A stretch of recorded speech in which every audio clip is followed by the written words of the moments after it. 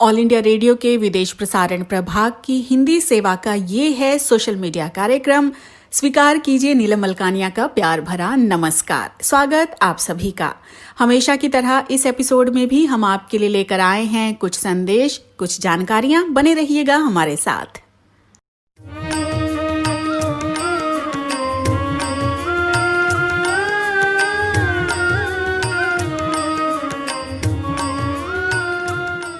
राष्ट्रपिता महात्मा गांधी का ज्ञान, बुद्धि, मन और शरीर न जाने कितने चक्रों को भेदता, अनाम अंतःलोक में विचरण करता और छटपटाहट को भोगता हुआ चंदन बना। उनके मन मस्तिष्क में शायद ही कुछ अथपका रहा हो। जो ठान लिया उसके समस्त कारणों परिणामों की व्याख्या करते हुए उसे पूर्ण किया, और जो किया वो वामन से विराट होता चला गया। अपनी किशोरावस्था में एक परिचित के साथ गांधी जी को धूम्रपान का शौक चढ़ गया। दोनों इस बात से भी अनभिज्ञ थे कि इससे क्या नफा है और क्या नुकसान। इन्हें तो थोड़ा आनंद उसकी गंध से मिल जाया करता था और थोड़ा धुआं उड़ाने के अंदाज से। धीरे धीरे यही अंदाज आदत बन गई। पैसे जेब में थे नहीं। उनके चाचा जी को बीड़ी पीने की आदत थी। चाचा जी पीने के बाद बीड़ी के जो ठूंठ फेंक देते थे, काफी दिनों तक ये ठूंठ इन बालकों की इच्छा पूरी करते रहे। बीड़ी के ये ठूंठ हर समय नहीं मिलते थे और उनमें से बहुत धुआं भी नहीं निकलता था। अब नौकर की जेब से पैसे चुराना शुरू कर दिया। ठूंठ से बंडल पर आ गए। 2-4 हफ्ते में दोनों पूरे बीड़ीबाज हो चुके थे। इधर शौक आदत बन गई और उधर नौकर को भनक लग गई कि कोई जेब से पैसे चुरा लेता है। आवश्यकता ने एक पौधे की खोज की जिसका डंठल हूबहू बीड़ी की तरह जलता था। इससे धुआं उड़ाने की भरपाई तो हो गई, पर गंध की सुगंध की लत अब हर पल बीड़ियां खोजने लगी थीं। मन नशे के अधीन हो चुका था। कोई उपाय नहीं सूझ रहा था कि क्या किया जाए। ये पराधीनता उन्हें अखरने लगी थी। एक दिन दोनों ने आत्महत्या करने का निश्चय कर लिया। आत्महत्या करें कैसे? जहर भी तो पैसों का आता है। पता चला कि धतूरे के बीज खाने से भी मृत्यु हो जाती है। वे जंगल में जाकर धतूरे के बीज ले आए। शाम का समय तय किया। आत्महत्या से पहले मंदिर गए, भगवान के दर्शन किए और आत्महत्या की जगह निर्धारित कर ली। कुछ पल मन ही मन सोचा, अगर तुरंत ही मृत्यु ना हुई तो क्या होगा? मरने से लाभ क्या? क्यों न बीड़ी की अधीनता ही स्वीकार कर ली जाए? दोनों एक बार फिर मंदिर गए। एक सवाल खुद ही से किया, एक जरा सी बीड़ी ने हमें इस कगार पर ला खड़ा किया, हमें चोरी सिखाई, हमारा शरीर जलाया और अब मरने के कगार तक ले आई। क्यों न खुद को बचा लिया जाए और इस बीड़ी को ही जला दिया जाए। गांधी जी के किशोर मन ने बहुत जल्द इस बात को समझ लिया था और फिर दोनों एक दूसरे के कंधे पर हाथ डाले मस्ती में अपने घर की ओर बढ़ चले थे।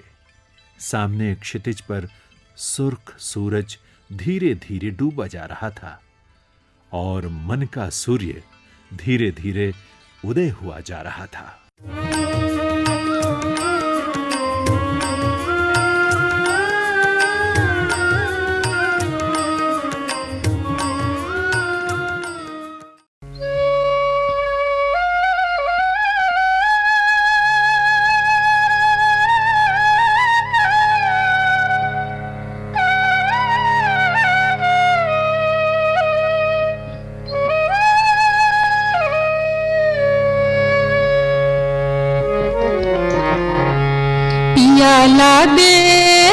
पियाला दे रेशम की डोर, झमाझम पानी पड़े। हाँ पियाला दे रेशम की डोर, झमाझम पानी पड़े। हाँ पियाला दे, हो पियाला दे रेशम की डोर, झमाझम पानी पड़े।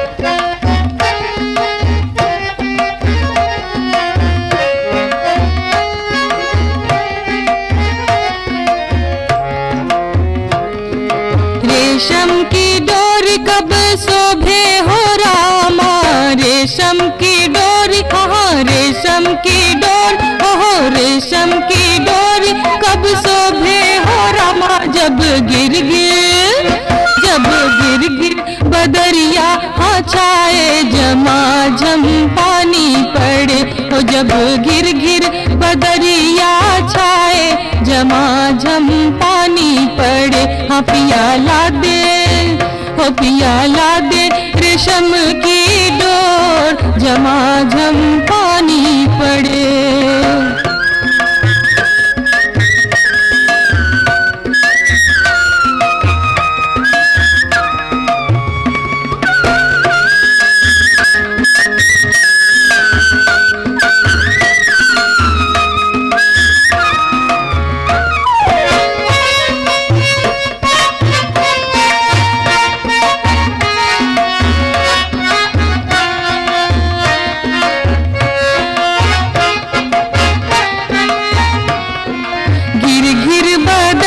कब शोभे हो रामा, गिर गिर बदरिया, हाँ गिर गिर बदरिया, हो गिर गिर बदरिया कब शोभे हो रामा, जब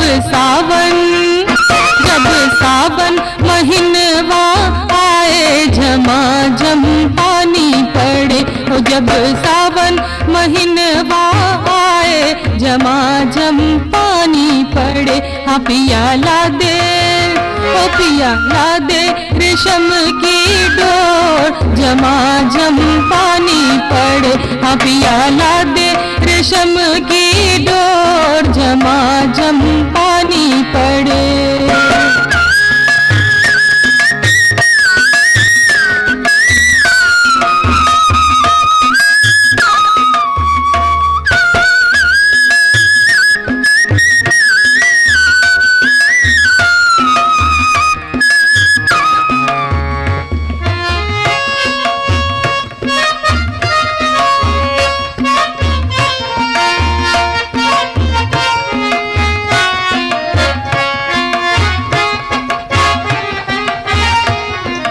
सावन महीनवा कब शोभे हो रामा, सावन महीनवा, हाँ सावन महीनवा, हो सावन महीनवा कब शोभे हो रामा, सावन महीनवा कब शोभे हो रामा, जब हमरे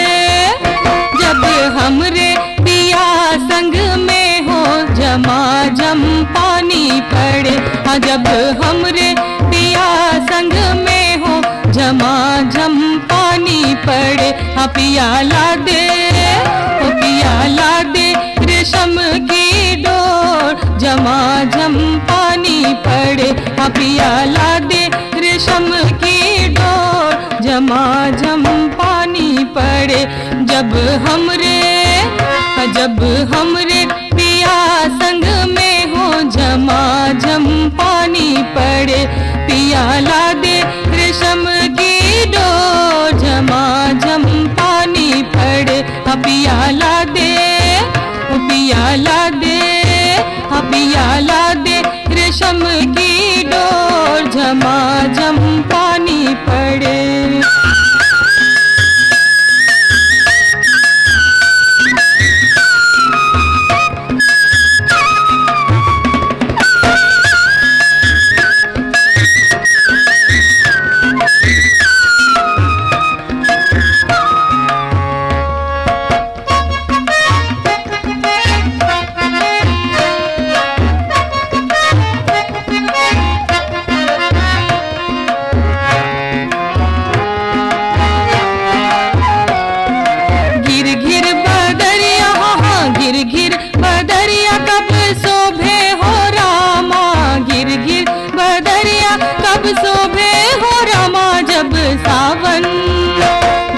सावन महीनवा आए, झमाझम पानी पड़े, हजिया सावन महीनवा आए, झमाझम पानी पड़े, पियाला दे, ओ पियाला दे रेशम की डोर, झमाझम पानी पड़े। आइए सुनते हैं सामयिक वार्ता। विषय है आतंकवादियों पर पाकिस्तान का ताजा प्रतिबंध, वास्तविक या काल्पनिक। आलेख राजनीतिक टिप्पणीकार अशोक हांडू का है। वाचक हैं मनोज कुमार चौधरी। गत सप्ताह 88 आतंकियों पर पाकिस्तान सरकार ने और भी वित्तीय प्रतिबंध लगाने संबंधी 2 अधिसूचना जारी की। इन अधिसूचनाओं ने आतंकी गुटों और ऐसी संस्थाओं के बहुत से मुख्य नेताओं पर एक प्रतिबंध की पुष्टि की। इनमें 2008 के मुंबई हमलों के मास्टरमाइंड तथा जमात उद दावा प्रमुख हाफिज सईद, भारतीय संसद पर हुए हमले के मुख्य साजिशकर्ता जैश-ए-मोहम्मद प्रमुख मसूद अजहर तथा 200 से अधिक लोगों के मारे जाने की 1993 के मुंबई बम धमाकों की घटना के मुख्य साजिशकर्ता, तस्करी और अन्य गैर कानूनी गतिविधियां चलाने के जिम्मेदार भारत के अति वांछित आतंकवादी अंडरवर्ल्ड डॉन दाऊद इब्राहिम, तालिबान के नेता जलालुद्दीन हक्कानी तथा खलील हक्कानी शामिल हैं। अन्य प्रतिबंधित समूहों में तहरीके तालिबान पाकिस्तान, लश्कर-ए झांगवी, हरकत उल अंसार तथा अन्य बहुत से कुख्यात संगठन शामिल हैं। इन अधिसूचनाओं में इन संगठनों और आतंकियों की चल और अचल संपत्ति को जब्त करने तथा इनके बैंक खातों को फ्रीज करने का प्रावधान किया गया है। इस सूची में दाऊद इब्राहिम का नाम उसके कराची पते के साथ शामिल करके पाकिस्तान ने पहली बार पाकिस्तान में उसकी उपस्थिति को स्वीकार किया है। भारत द्वारा उस देश में उसके आवास होने के ठोस प्रमाण देने के बावजूद गत वर्ष तक इस्लामाबाद पाकिस्तान में दाऊद की उपस्थिति से इनकार करता रहा है। इस परिदृश्य में आतंकवाद के खतरे से निपटने में पाकिस्तान की कार्रवाई एक सकारात्मक कदम लगती है, लेकिन वास्तव में मामला ये नहीं हो सकता है। ये सुपरिचित बात है कि पेरिस आधारित अंतर्राष्ट्रीय आतंक वित्त पोषण की निगरानी एजेंसी वित्तीय कार्रवाई कार्यबल FATF के कारण पाकिस्तान अत्यधिक दबाव में है। ध्यातव्य है कि इस एजेंसी ने 2008 से इस देश को ग्रे सूची में डाल रखा है। अगर इस्लामाबाद ग्रे सूची से बाहर आना चाहता है तो पाकिस्तान को आतंकियों के विरुद्ध कार्रवाई करना होगा। इसके लिए FATF समय सीमा का विस्तार करता रहा है। अगर पाकिस्तान ऐसा करने में असफल रहता है तो इसे उत्तर कोरिया तथा ईरान की तरह काली सूची में डाला जा सकता है, जो विश्व बैंक, IMF, एशियाई विकास बैंक तथा यूरोपीय बैंक आदि जैसे वैश्विक संस्थानों से ऋण लेने की इस देश की योग्यता को और जटिल बनाएगा। पाकिस्तान की अर्थव्यवस्था पहले से ही लड़खड़ा रही है, जिससे इस देश को कठिनाइयों का सामना करना पड़ रहा है। पाकिस्तान में आतंकियों के विरुद्ध कार्रवाई कोई नई बात नहीं है। ये कार्रवाई हतोत्साह में की गई है, विश्व को सिर्फ ये दिखाने के लिए कि पाकिस्तान आतंकियों के विरुद्ध ईमानदारी से कार्रवाई कर रहा है। ये बात सभी को पता है कि हाफिज सईद को गिरफ्तार किया गया था, लेकिन पिछले दशक के दौरान उसे किसी बहाने से रिहा कर दिया गया। कट्टरपंथी आतंकी संगठन दिखावे के प्रतिबंधों के लिए जिस तरह से अपने नाम बदलते रहे हैं, वो इनके विरुद्ध पाकिस्तान सरकार की निष्ठाहीनता का एक स्पष्ट उदाहरण है। हाफिज सईद की शुरुआत LET से हुई, जो फिर जमात उद दावा बना तथा बाद में फलाहे इंसानियत फाउंडेशन में परिवर्तित हुआ। इसके साथ आज तक वो अपनी कुटिल गतिविधियां चला रहा है। अगर पाकिस्तान आतंकवाद से निपटने में ईमानदार होता तो ये 5 वर्षों तक ओसामा बिन लादेन को छुपाया नहीं होता। अमेरिकी विशेष बलों द्वारा ओसामा को पकड़ने में एक महत्वपूर्ण भूमिका निभाने वाले डॉक्टर अफरीदी अभी भी पाकिस्तान की हिरासत में है। 2008 के मुंबई हमलों के दोषियों को न्याय के कटघरे में लाने में पाकिस्तान के अधिकारियों को इतना अधिक समय लगा, क्या किसी को अनुमान है?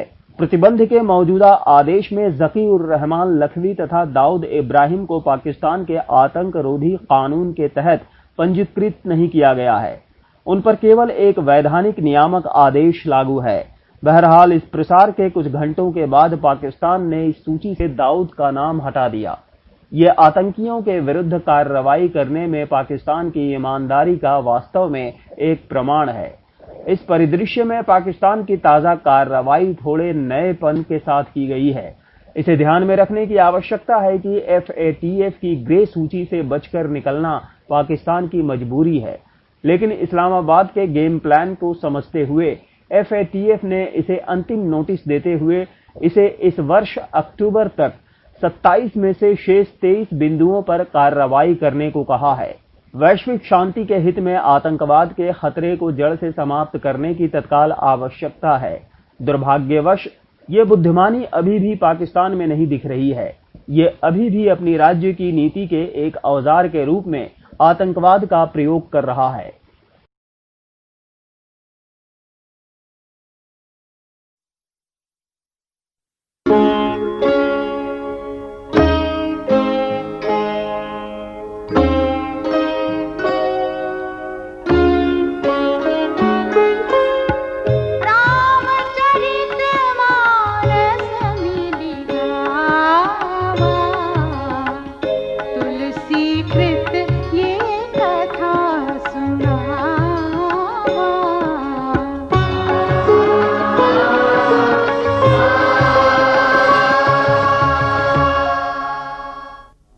प्रभु की लीला और माया का अद्भुत दृश्य उपस्थित है अयोध्या में।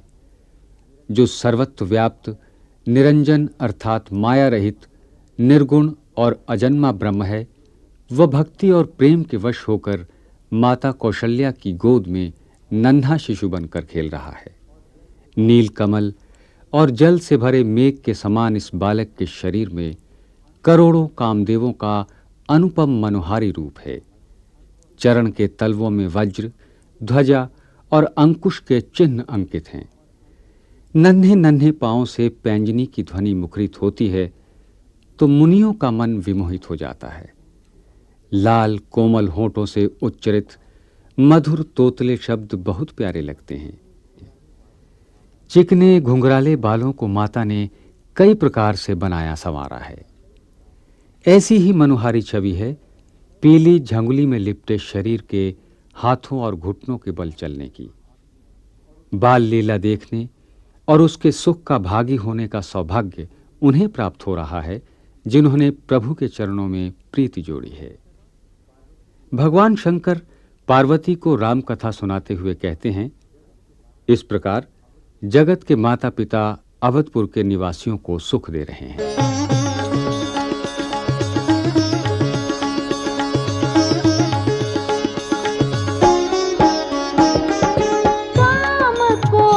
छवि श्याम शरीरा नीलकंज बारिद गंभीरा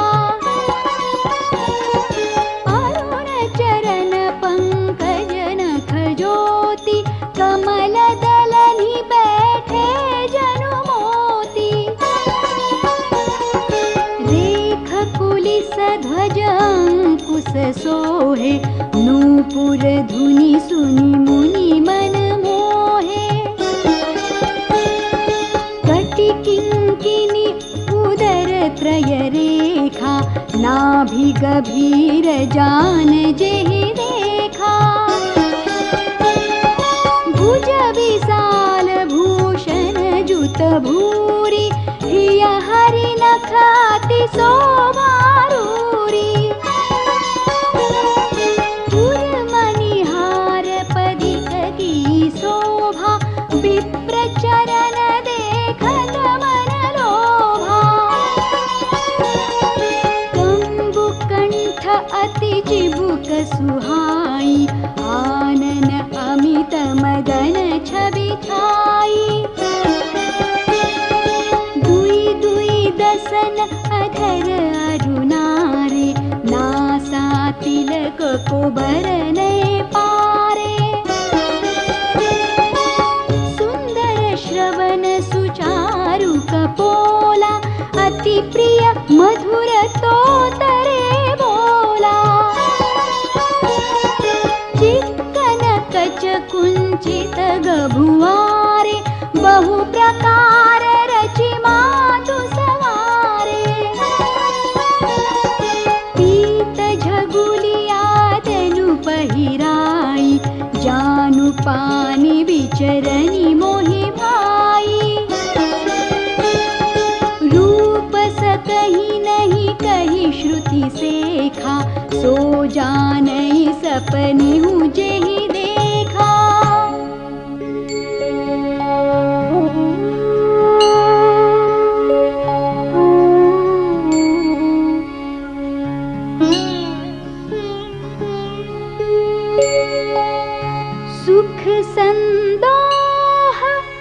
मोह पर ज्ञान गिरा गोतीत, दंपति परम प्रेम बस, करसी सुचरित पुनीत।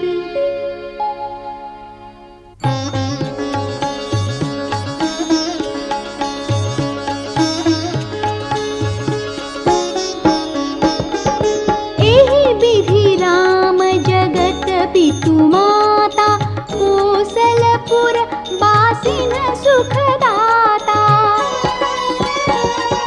जिन रघुनाथ चरण रति मानी, तिनकी यह गति प्रगट भवानी।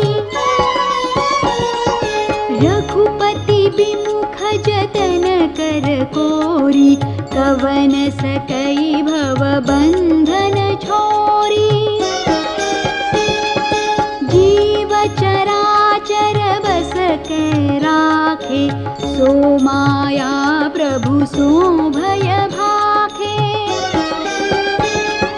भ्रिकुटि बिलासन जावई ताहि, अस प्रभु छाड़ि भजिय कहु काहि। मन क्रम बचन छाड़ि चतुराई, भजत कृपा करि हरि रघुराई। एहि विधि शिशु विनोद प्रभु कीन्हा, सकल नगर बासिन सुख दीन्हा। लै उछंग कबहु कहल रावै, कबहु पालने घाली झुलावै।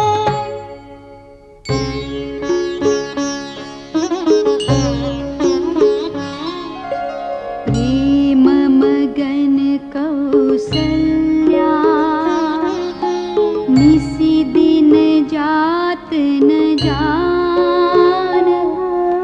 सुत स्नेह बस माता, बाल चरित कर गान।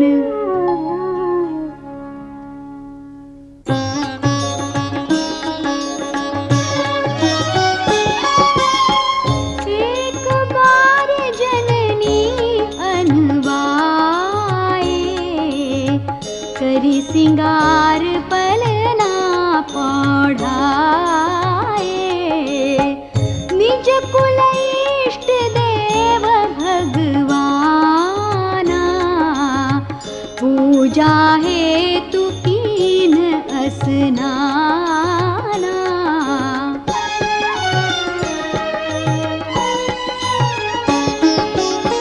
करी पूजा नैवेद्य चढ़ावा, आप गई जहाँ पाक बनावा।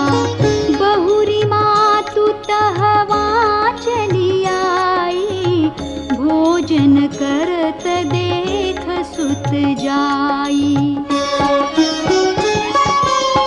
गए जननी शिशु पहि भय भीता, देखा बाल तहाँ पुनि सूता। बहुरी आई देखा सुत सोई, हृदय कंप मन धीर न होई।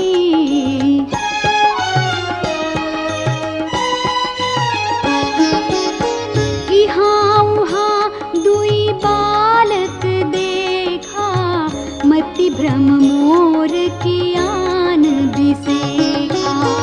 देखी राम जननी अकुलानी, प्रभु हंसी दीन मधुर मुस्कानी।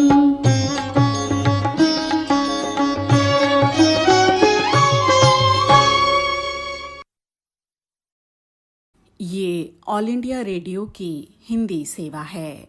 अब आप नीलम मलकानिया से समाचार सुनिए। देश में अभी तक 23,38,035 मरीज कोरोना विषाणु से स्वस्थ हो चुके हैं। पिछले 24 घंटों में 57,469 लोग रोग मुक्त हुए हैं। स्वस्थ होने की दर अब 75.27% है। पिछले 24 घंटों में भारत में कोविड-19 संक्रमण का पता लगाने के लिए 6,09,917 जांचें की गईं। इस सप्ताह ऑक्सफोर्ड कोविड-19 टीके का दूसरे चरण का परीक्षण 3 से 4 स्थानों पर शुरू किया जाएगा। भारतीय चिकित्सा अनुसंधान परिषद द्वारा ये जानकारी दी गई। प्रधानमंत्री नरेंद्र मोदी ने खिलौना निर्माता उद्योगों से आह्वान किया है कि वे संस्कृति और लोक मूल्यों को ध्यान में रखते हुए खिलौने बनाएं। प्रधानमंत्री ने कहा कि खिलौने एक भारत श्रेष्ठ भारत का उत्कृष्ट माध्यम हो सकते हैं। भारत और दक्षिण कोरिया ने निरस्त्रीकरण और अप्रसार के संदर्भ में वार्ता की है। विचार विमर्श के दौरान दोनों पक्षों ने वैश्विक घटनाक्रम और परस्पर हित वाले समसामयिक मुद्दों के बारे में विचार साझे किए। ये समाचार हमें विदेश प्रसारण प्रभाग के वार्ता एकांश से प्राप्त हुए। उपराष्ट्रपति एम वेंकैया नायडू ने राजनीतिक दलों से संसद और विधानसभाओं में महिलाओं को आरक्षण देने के विषय पर आम सहमति बनाने का आह्वान किया है। भारतीय रेल सेवा ने गरीब कल्याण रोजगार योजना के अंतर्गत बिहार, झारखंड, मध्य प्रदेश, ओडिशा तथा उत्तर प्रदेश समेत 6 राज्यों में 21 अगस्त 2020 तक 6,40,000 से अधिक काम के दिन मुहैया करवाए। बेलारूस में विपक्ष के समर्थकों ने मिन्स्क में एक विशाल रैली का आयोजन किया। ये लोग 2 सप्ताह पहले हुए चुनावों में 80% से ज्यादा मत हासिल करके जीतने वाले राष्ट्रपति अलेक्जेंडर लुकाशेंको का त्यागपत्र मांग रहे हैं। उत्तरी कैरोलिना के शर्लॉट में इस सप्ताह रिपब्लिकन दल का राष्ट्रीय सम्मेलन होगा। राष्ट्रपति डोनाल्ड ट्रंप को दूसरी बार दल की ओर से अमेरिका के राष्ट्रपति पद के लिए उम्मीदवार नामांकित किए जाने की उम्मीद है। सऊदी अरब की सरकारी तेल कंपनी अरामको ने बाजार के अनिश्चित हालात की वजह से चीन के साथ $10 अरब की तेल परिशोधनशाला परियोजना रद्द कर दी है। इसी के साथ ये समाचार बुलेटिन अब समाप्त होता है। कार्यक्रम आपको कैसा लगा हमें जरूर बताइएगा esth.radiomail@gmail.com पर। अपना ध्यान रखिए, अपने परिवार का ध्यान रखिए। अगले अंक में हम फिर हाजिर होंगे। अब मुझे यानी नीलम मलकानिया को दीजिए इजाजत। नमस्कार।